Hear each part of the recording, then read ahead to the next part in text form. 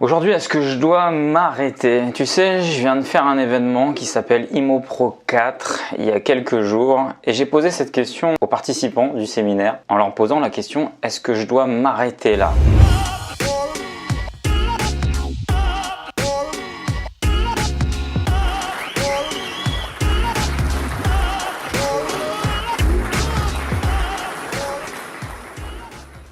Alors, est-ce que je dois m'arrêter là dans le business? Je m'explique. Je suis arrivé à pas mal de mes objectifs. Aujourd'hui, si je voulais, je pourrais, entre guillemets, arrêter complètement toute activité.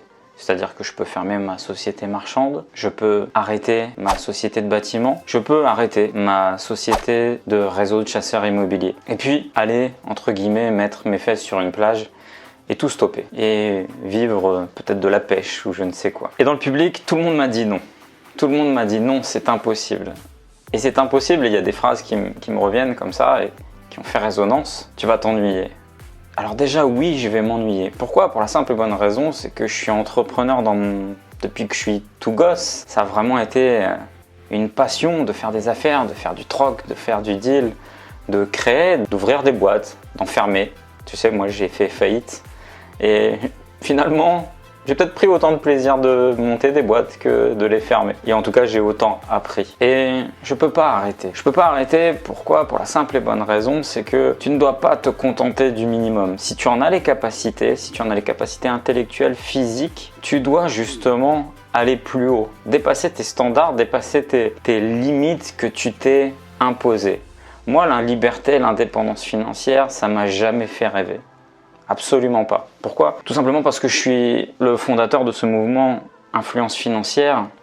Alors si tu n'as pas lu mon manifeste, je t'invite à cliquer ci-dessous et à rejoindre ce mouvement de bienfaiteurs. Pourquoi je te dis mouvement de bienfaiteurs? Pour la simple et bonne raison, c'est que je pense que plus tu deviens riche, plus tu deviens une meilleure personne. Et moi aujourd'hui, je pourrais me contenter de ce que j'ai, vivre avec ce que j'ai, vivre avec les rentes qui tombent régulièrement. Mais j'ai besoin d'aller plus loin. Plus loin dans mes objectifs, plus loin dans mes ambitions. Parce qu'aujourd'hui, si je vois déjà mon entreprise de bâtiment qui est toute jeune, qui n'a même pas encore 1 an, d'ici la fin de l'année, on aura recruté presque 20 personnes sur cette société. Je vois ma société, mon réseau de chasseurs immobiliers, qui également, alors ce sont des mandataires, ce sont des gens qui sont indépendants, mais qui viennent au sein de notre société. À la fin de l'année, nous serions presque 50. Tout ça pour te dire, c'est que je crée de l'emploi, je fais vivre des gens, je participe à la vie de ma communauté, de mon pays. Et puis, à travers tout ça, eh bien, tu crées des choses. Tu donnes de l'emploi aux gens, tu réélèves tes standards, tu réélèves tes ambitions et tu peux impacter réellement les choses. Tout là, le concept de l'influence financière. L'influence financière, c'est devenir riche pour avoir une vie riche et lutter pour les causes qui te sont chères. Alors, m'arrêter là, je pourrais jamais. Je pourrais jamais. Et je pense que à chaque step, à chaque objectif que tu vas te placer, que tu vas te mettre en tête, il va falloir toujours faire en sorte d'aller le dépasser, d'aller chercher toujours un petit peu plus haut. Aller chercher un petit peu plus haut, eh bien, comment ça marche? Je pense qu'il faut absolument à chaque fois te réinventer. Ça veut dire quoi te réinventer? Ça veut dire ce que tu as construit, il va falloir parfois le déconstruire pour reconstruire de nouveau. Il ne faut pas te contenter du minimum, ça c'est déjà une première des choses, et puis être à l'aise dans ce que tu as créé. Tu sais, lorsque je me suis lancé dans l'investissement immobilier, ça a été déjà une nouvelle expérience pour moi. Donc ça fait à peu près 10 ans, ça a été vraiment une nouvelle expérience pour moi. Et j'aurais pu suivre un schéma très basique, c'est-à-dire que j'achète un bien, je le retape, je le mets en location et ainsi de suite. Mais déjà, quasiment simultanément, j'ai fait un achat-revente et j'ai fait un achat locatif. Déjà là, il fallait que je teste plusieurs choses, plusieurs options. J'ai également fait tout type de location, que ce soit de la courte durée, que ce soit de la colocation.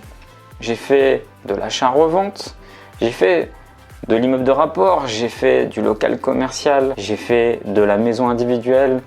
Et puis, à un moment donné, je suis passé à la construction. Et puis, j'ai été, à un moment donné, chasseur immobilier. J'ai continué d'évoluer en devenant marchand de biens également.